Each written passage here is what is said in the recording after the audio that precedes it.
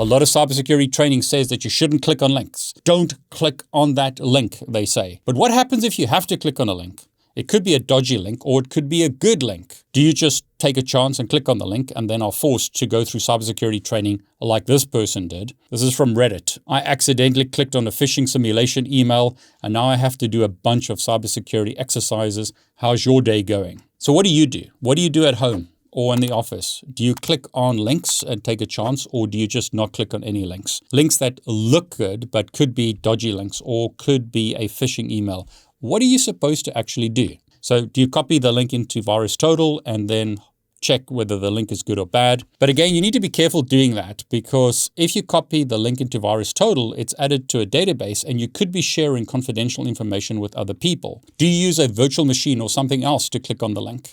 Is that virtual machine running on your local machine where a VM escape could be possible, even though very unlikely?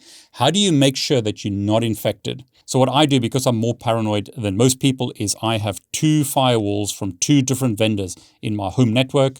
One is internet facing, and then another is connected to that firewall. So my home network is protected by 2 firewalls from 2 different vendors. That means that I can run a Kasm PC, in this case a mini PC, between those 2 firewalls, and I can safely connect 2 URLs or websites using this Kasm device without worrying that my local PC or laptop will be infected. So what I do is I connect to that Kasm PC from my local computer, and then I use that Kasm PC to connect to various URLs, which could be good URLs or bad URLs. I don't know if they're dodgy or not until I've tested them. This gives me extra security because it's unlikely that this Kasm device will infect my local PC, because I'm running disposable Docker containers here on this Kasm device. If this device gets infected, it's not going to infect my local PC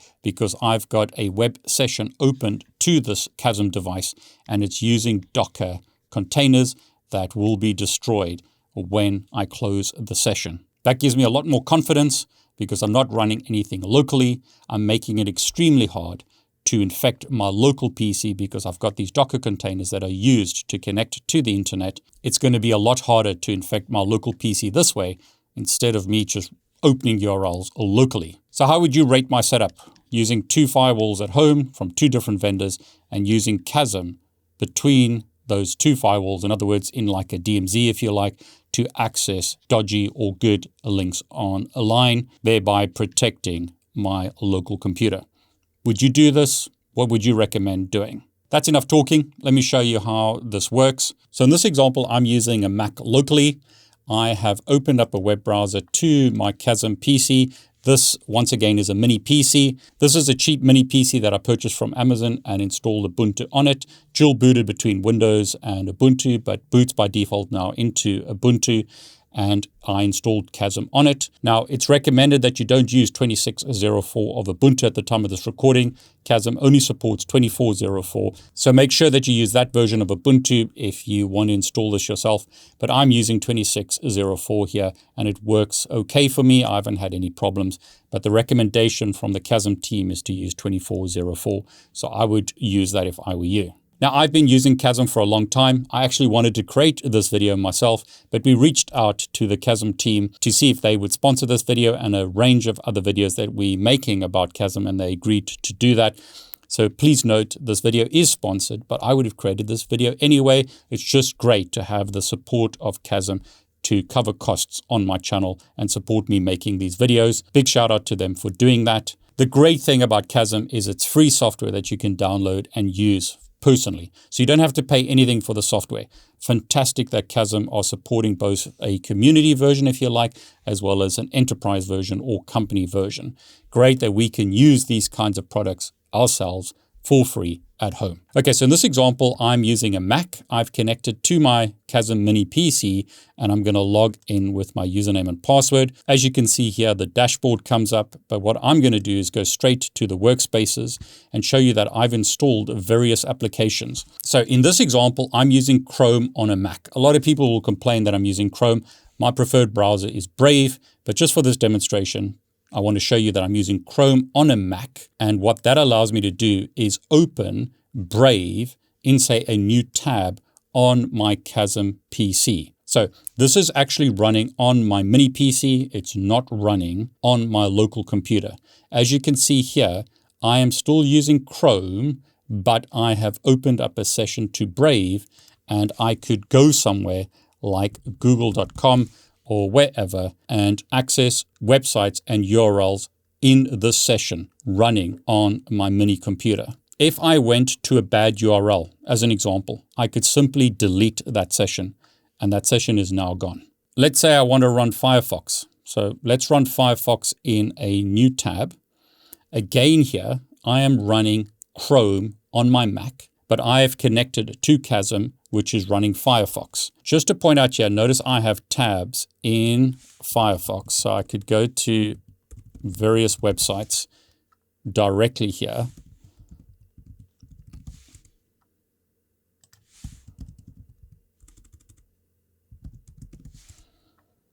These are tabs in Firefox, but I've got tabs at the top here in Chrome. So I'm running Kasm that allows me to stream workspaces directly to my web browser on any device from any location. That means if I receive an email, I can simply copy a URL from my local computer onto this computer and then access that URL. Now let's say I was given a URL. I'm not sure whether that's a good URL or not. I'm going to copy that from my Mac. This text edit application is running on my Mac. And what I'm going to do is paste it into Kasm, and notice I can browse to that URL. So let's add another URL just to prove the point. So let's go to a website like chatgpt.com. I could have been given a phishing email that looks very similar to that. But what I can do here is in my Firefox link, go to that URL and be confident that my local computer is not going to be infected. Now, I'm sure some of you are already shouting this in the comments. David, what about privacy in this setup? You should be connected to a VPN. So in this example, I've got an Ubuntu VPN desktop, which I'll open in a new tab. And in my example, I'm going to use WireGuard to connect to my VPN service. Now, in this example, I'm using Proton VPN. You could decide to use a different VPN service if you like, but I'm going to launch my session now. And notice there it starts up. You can see here, our VPN is connected. So if I open up Firefox here, what I'm doing in this example is running Firefox within Ubuntu on my Kasm server.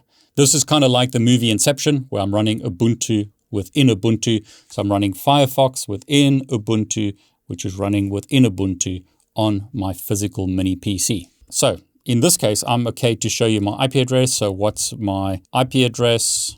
And as you can see here, this is my IP address. It thinks that I'm in Boston, but I'm not.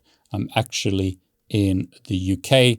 Now, one of the first pieces of software I would install to get rid of all these crazy ads is UBlock Origin. So I'm going to go to settings, go to my extensions. I'd also make this dark mode, which I prefer, but I'm going to look at the extensions here and I'm going to install UBlock Origin. So let's get that installed so we don't have all of this nonsense. So previously we had all of those ads. Now, when I refresh the page, notice those ads are gone. So UBlock Origin, definitely worth installing as a browser extension. I don't often recommend browser extensions because of all the problems that you can encounter with browser extensions, but I would get this browser extension. I'm once again happy to show you my IP address in this example because this is connected to a VPN from within Kasm, which is running on my mini PC. As you can see here, I've got two sessions open, so I could jump back to my normal Firefox session where I had ChatGPT open, or I could go to my Ubuntu VPN browser. I didn't actually have to do it that way. In my example, I've got those browsers open here, so I could just click on the various tabs. But the point is if I shut these tabs down, so shut this all down, those are ready for me to resume if I want to. You can set a timeout for how long those will stay up before they're torn down or deleted. But the moral of the story here is I'm running Firefox within Ubuntu It's connected via a VPN. So even though in my example here, my firewall isn't connected to a VPN, I can launch a VPN from within Kasm. So in this example, my Kasm device is connecting to the internet via a VPN. Some of you might just say, David, there's no need to do that. Just run a VPN on your firewall, and you could do that as well. Just set up the VPN directly on your firewall. But I wanted to show you that I don't have to do that. I can run a VPN client directly on the Kasm PC and then connect to the internet using that VPN, or not if I prefer not to use a VPN. The setup of Kasm is very simple. I'm going to show you that now. Very easy to get started if you want to run Kasm locally on a single PC like I'm doing in this example. Now, the resources on this mini computer aren't that much. In this example, I've got 2 workspaces running. And what I've done is connect to the mini computer. And here you can see the CPU and memory usage of this N95 mini computer. Now, if I try and open too many workspaces, it's going to tell me that it doesn't have the resources available to create this requested Kasm. So I wouldn't be able to run multiple virtual machines, if you like, in this example, or they're Docker containers, but like run a full Ubuntu or a Kali Linux, etc., because there aren't enough resources. But this works great for my example because I'm just using this to connect to various websites using a browser such as Firefox or this Ubuntu VPN Kasm device, if you like. So this is enough for my use case. If you want to run more intensive workflows, you're going to need to have a more powerful computer than what I'm using here. Again, I'm simply using a mini PC, not a very powerful one at all in this example. Now, on the Kasm website, kasm.com, they give you explanations of what we're doing here, and they also give you documentation on how to get started. You can actually test this out for yourself, where you get secure, isolated remote workspaces in any browser.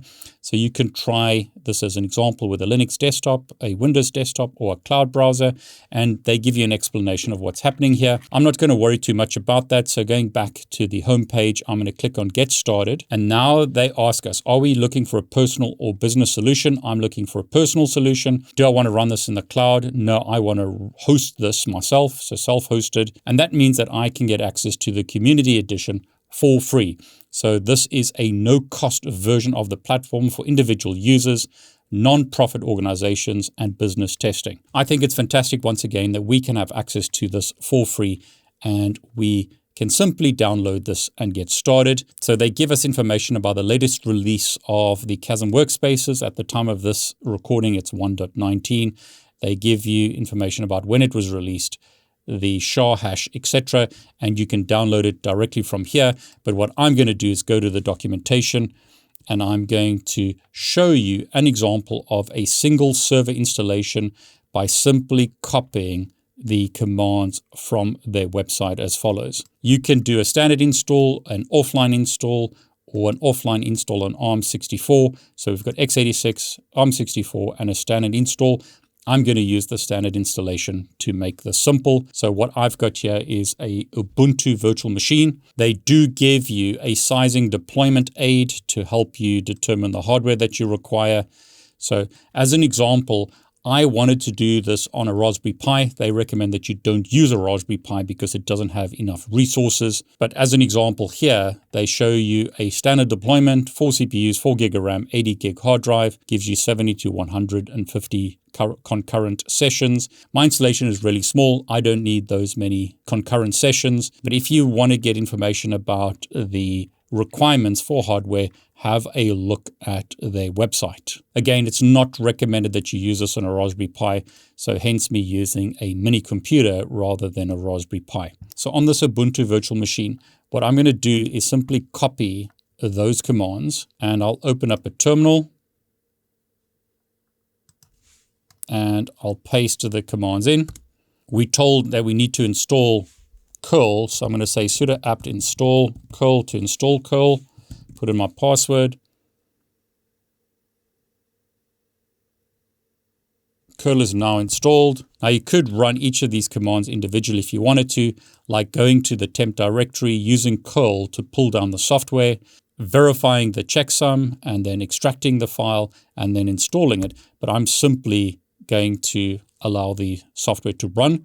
So it's busy copying down now. I'll make this slightly smaller. You need to agree to the end user license. I'm going to do that. And as you can see, installation continues. All you need to do now is wait for the install to complete, and then you should be up and running with your own Kasm workspace. You could do what I'm doing here as an example, run it in a virtual machine just to test it, to see if you like it, see if it works for you. But again, in my example, I'm running it on a physical PC between my two firewalls. I find that this works really well for me because it allows me to access that server, whether I'm using Windows, Linux, or Mac, just access that little mini computer, and I can click on any link I want to without the worry that my local computer will be infected. And there you go, Kasm has installed. Here are our credentials, so copy those and store them somewhere. So I'll simply paste them into a document here. When you do your installation, you can actually specify a password for the UI rather than using the default and changing it later. But I will copy my password and I'll open up a web browser. And in this example, I'll go to 127.0.0.1 and I will accept the risk and continue. And notice we see a Kasm login. What's also good is we've been redirected to HTTPS rather than HTTP. So I'll log in as admin at kasm.local.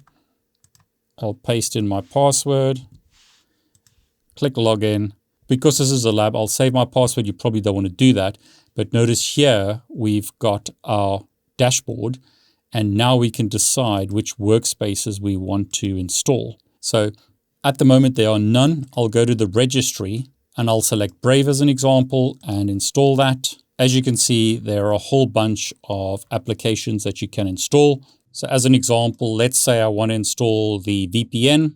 I can click install to install that. And now when I go back to workspaces, you can see my workspaces are there. Okay, so there you can see Brave and the Ubuntu VPN are installed. So I'm going to go to workspaces now. And as you can see, Brave is right there. So I'll click on Brave and say, let's open this up in a new tab. So as you can see here, I'm using the Firefox browser, but inside Firefox, I have got Brave here. So if I went to a website such as my website, I'm opening that website using Brave, but I'm connecting to the Kasm workspace using Firefox in this example. Okay, so what I'll do here is delete this so that it's gone. I'll go back to my admin page, and on my user account, you may want to reset your password. So change this password to something that you recognize and find easy to use. Okay, so that is an example of how to get Kasm up and working on a computer. Again, in my example, I'll just jump back to my physical PC. So this is my mini PC that's running between my firewalls. I am using Chrome in this example on a Mac, and I am connecting to, as an example, an Ubuntu VPN.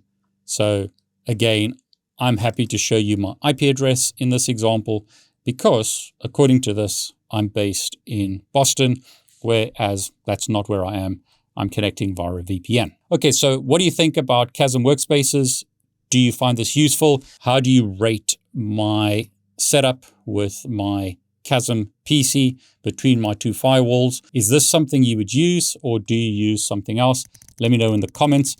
I want to thank Kasm once again for sponsoring this video and making the software available for free so that we can use it. I'm David Bombal, and I want to wish you all the very best.